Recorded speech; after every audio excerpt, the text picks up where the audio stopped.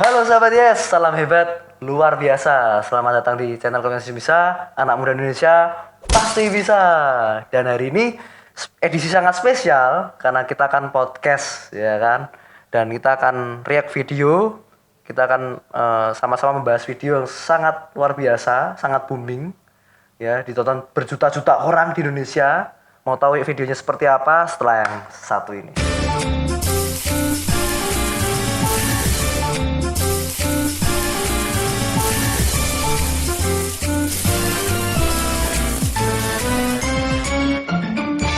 Oke guys, jadi video yang kita akan react hari ini adalah video dari channel Success Before 30.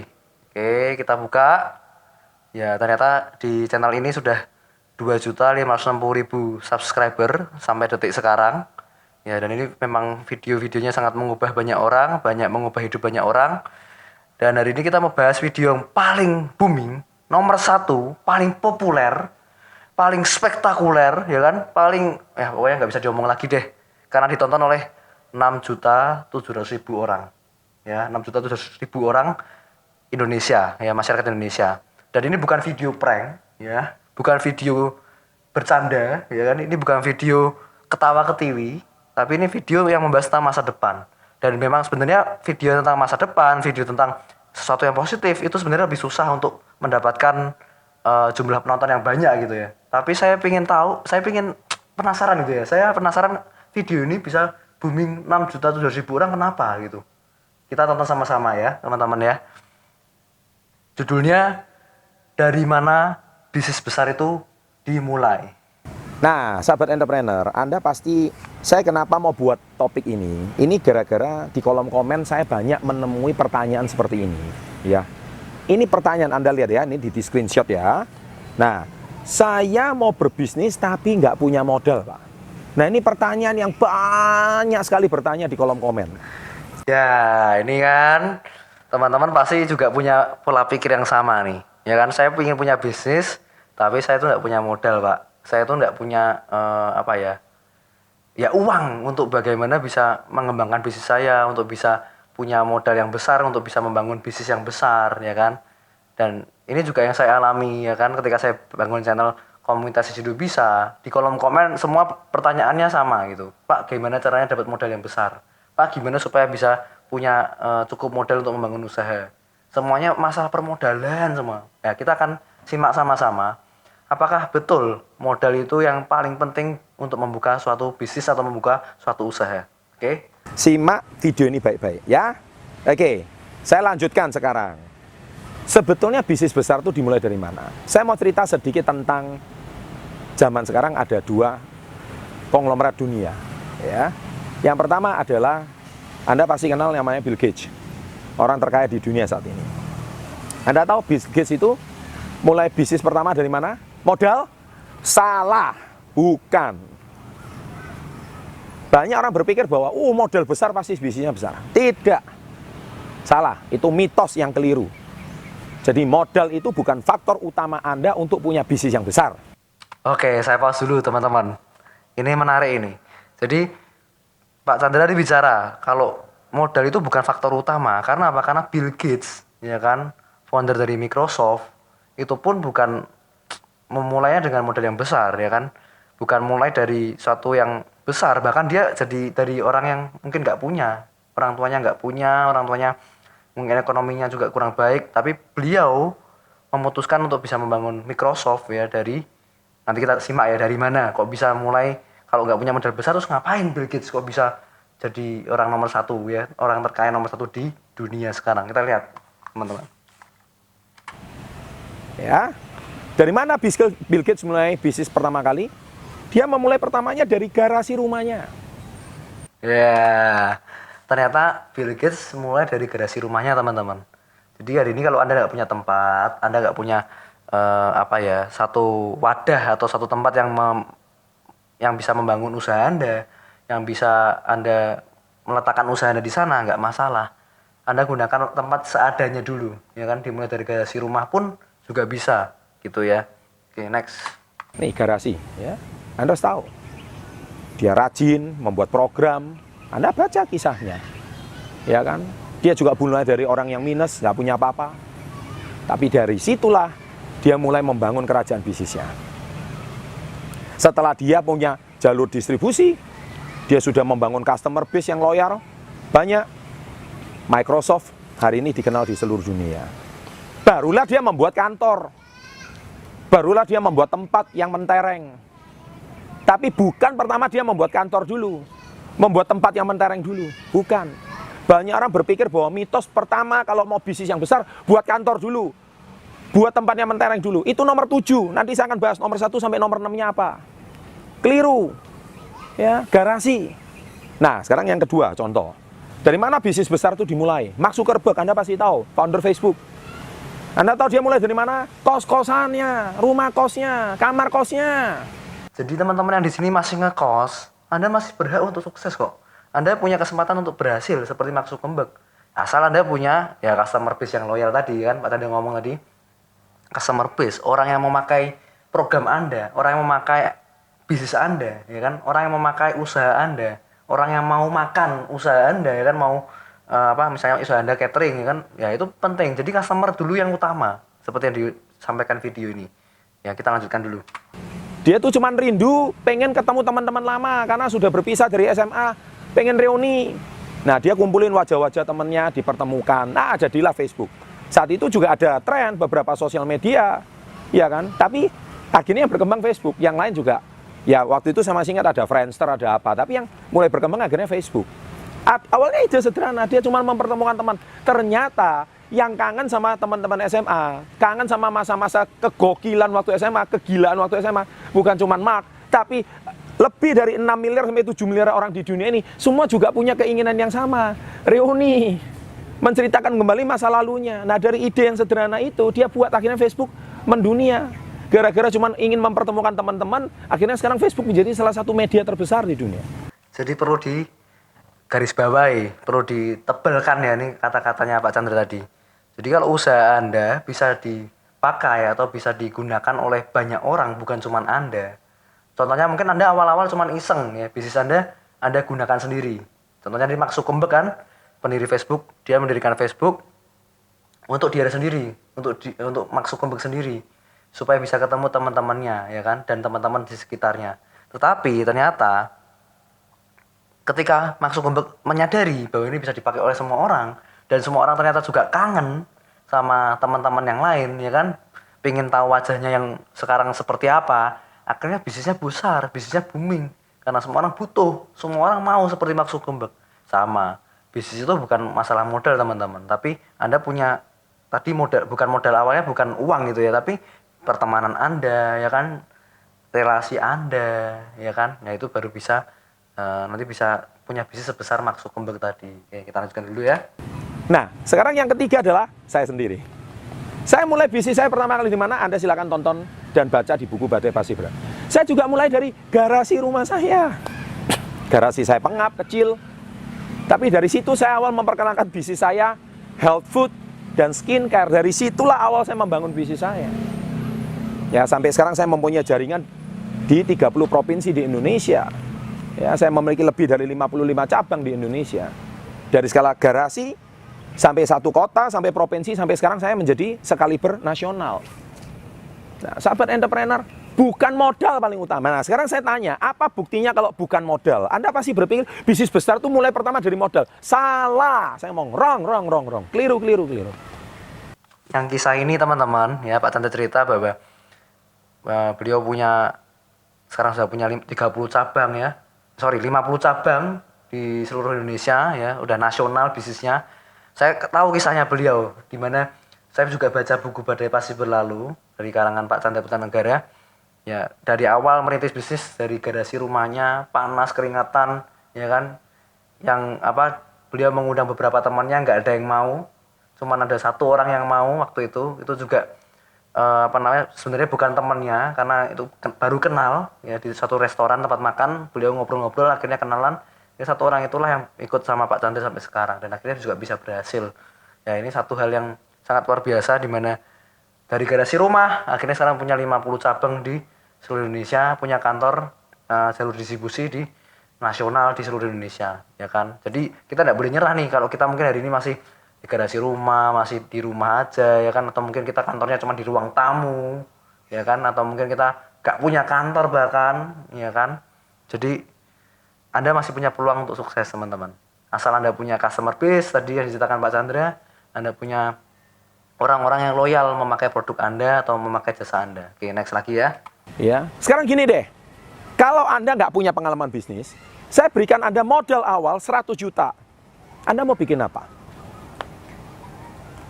Pasti pikiran pertama Anda, wah saya mau gini, saya mau itu. Ujung-ujungnya saya mau mendirikan tempat, bikin toko, sewa, keren gini. Anda belum bisnis sudah rugi. Salah. Ya, saya tegas di video ini. Keliru. Nomor satu yang harus Anda bangun, ya ingat ya, tips saya kali ini ya. Nomor satu kalau Anda mau membangun bisnis besar, nomor satu Anda harus bangun yang namanya customer base atau basis customer. Ingat itu. Bangunlah basis customer yang loyal. Dan yang kedua adalah Anda harus bangun jalur distribusi. 2 poin ini. Kalau Anda tidak punya customer, bisnis Anda pasti mati. Secanggih apapun, sekeren apapun tempat Anda nggak ada customer, nggak lama lagi tutup itu tempat. Stop dulu sampai sini teman-teman. Wah, ini betul-betul membuka cakrawala berpikir kita ya, bahwa bisnis itu bukan masalah modal utama atau uang yang utama. Karena banyak orang juga ketika dikasih modal, contohnya 100 juta rupiah tuh, habis itu bingung mau ngapain, ya kan? Yang dipikir pertama kali pasti, wah punya tempat yang keren, ya kan?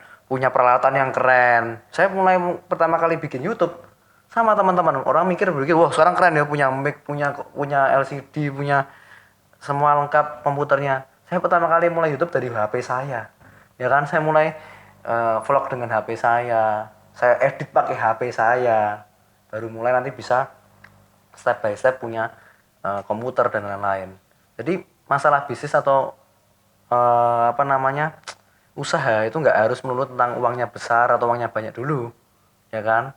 Kalau Anda berpikir uangnya banyak dulu, sekarang saya tanya balik, seperti Pak Chandra tadi tanya, kalau dikasih uang 100 juta mau ngapain? Saya juga dulu waktu muda mungkin berpikir sama seperti sekarang ini ya teman-teman kita gitu. Wah kalau saya punya modal besar, saya ingin bangun bangun bisnis saya, kantornya keren ya kan. Saya ingin semuanya udah lengkap ya kan, ada AC-nya, saya punya pegawai yang banyak, saya punya karyawan yang banyak. Belum apa-apa udah rugi teman-teman, ya kan? Belum apa-apa udah rugi. Jadi kita harus berpikir bagaimana kita dengan seminim mungkin, dengan modal seminim mungkin, sekecil mungkin, tapi bisa mendapatkan hasil yang sebesar mungkin, ya kan, semaksimal mungkin. Itu prinsip dagang, prinsip bisnis. Jadi kalau Anda hari ini berpikir modalnya udah besar dulu, belum tentu, jangan-jangan Anda bisa rugi malah. Ya kan? Di awal-awal aja udah rugi, apalagi nanti next bertahan setahun 2 tahun. Apalagi kalau Anda nggak punya customer base yang diceritakan Pak Chandra tadi. Customer base-nya nggak ada, nggak punya customer, nggak punya jalur distribusi yang kuat, selesai sudah. Setahun 2 tahun selesai dah bisnisnya. Ya, oke. Jadi lanjut dulu ya.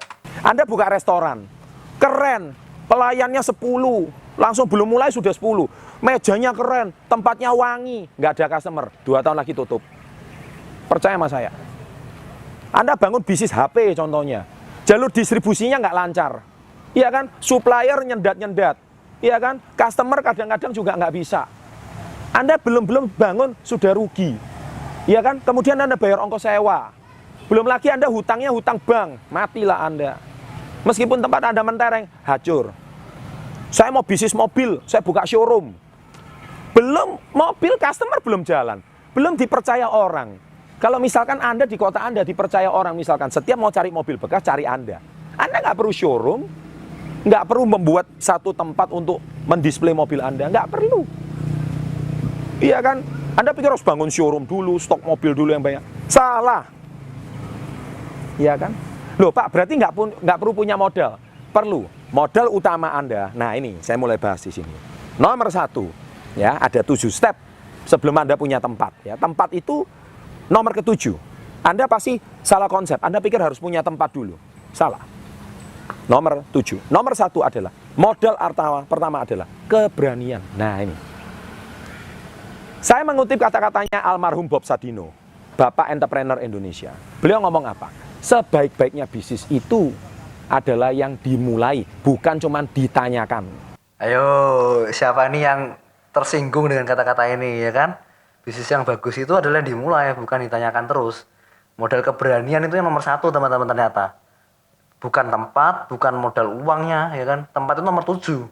Jadi hari ini kita mau apa ya, sama-sama membuka pikiran kita. Ternyata keberanian dulu nomor satu utama, paling utama ya kan.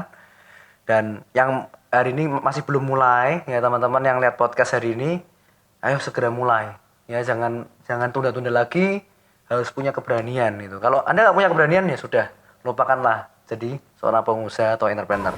Nah, Anda yang cuma bertanya di kolom komen ini pasti nggak pernah berbisnis, atau nggak punya nyali berbisnis, atau nggak berani berbisnis. Jadi kalau nomor 1 ini Anda nggak lewati, lupakan nomor 2 sampai nomor 7.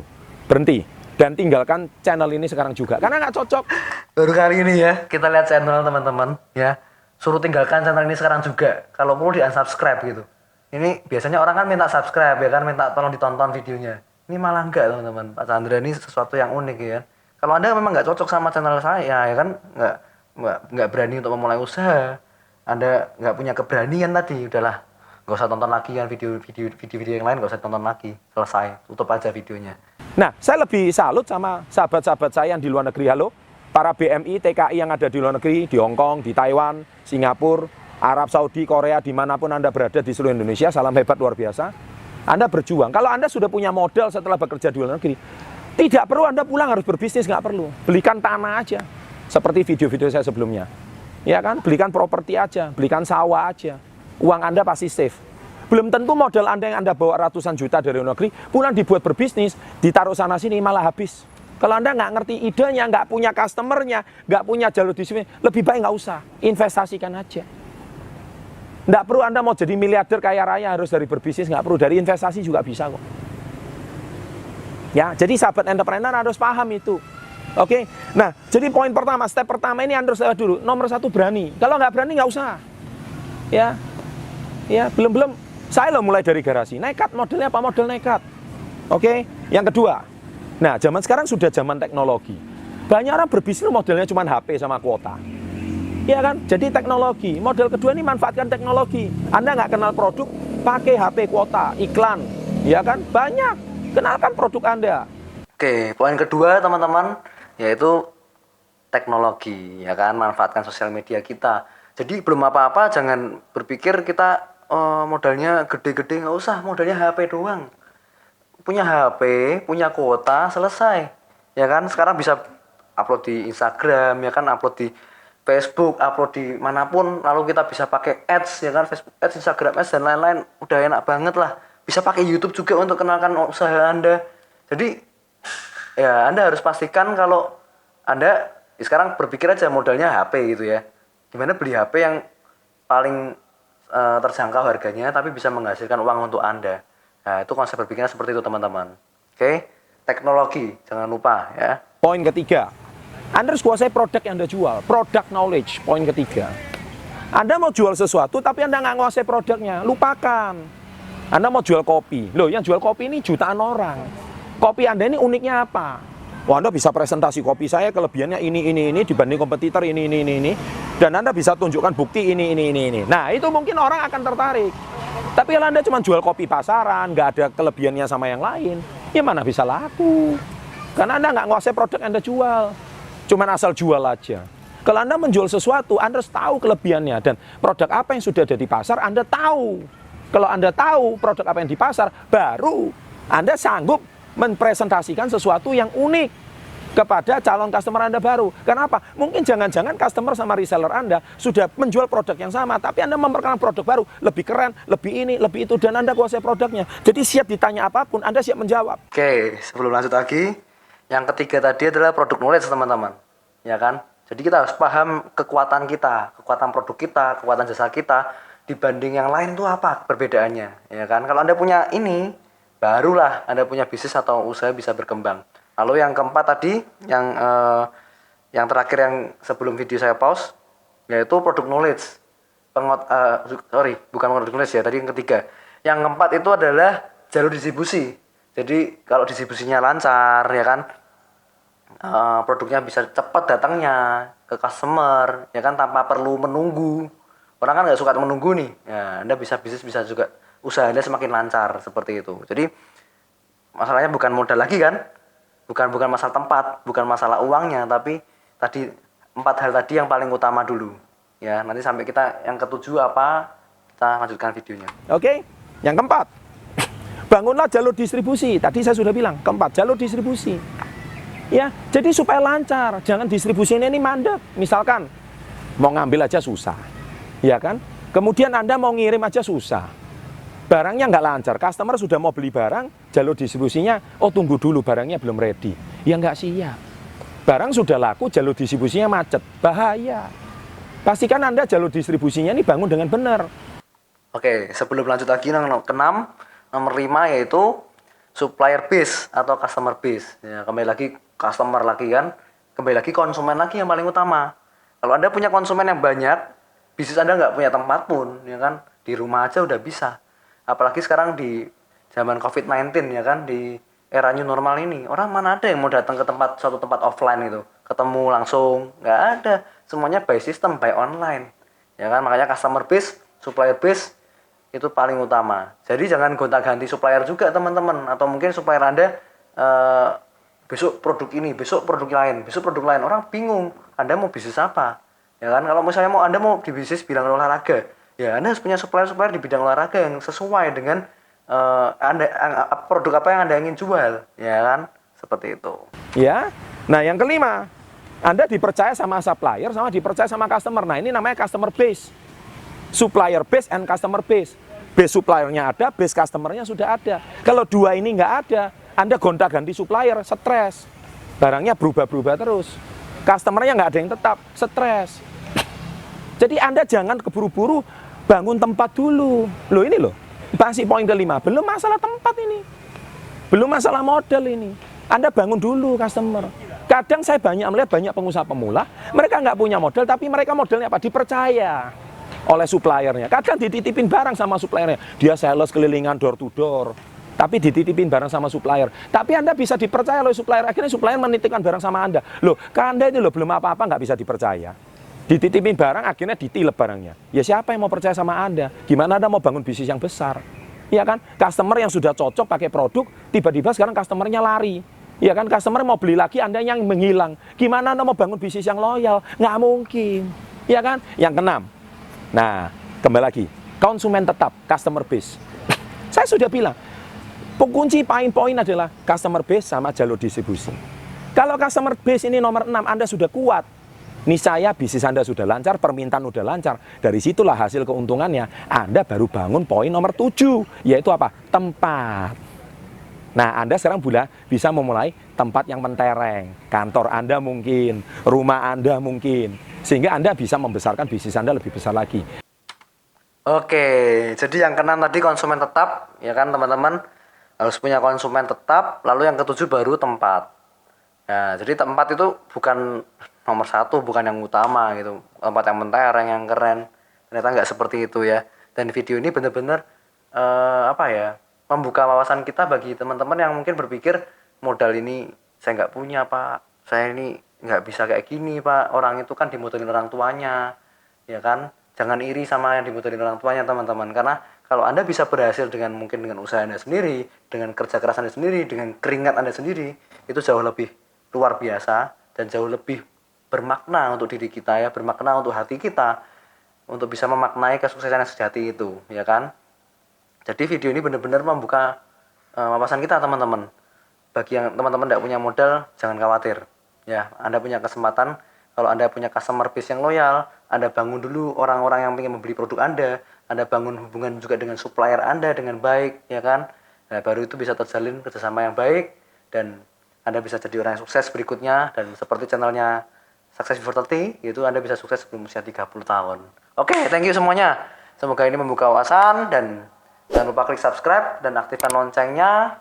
Oke, kalau Anda suka video seperti ini, tulis di kolom komen juga dan bagikan ke teman-teman Anda. Dan selalu salam hebat, luar biasa.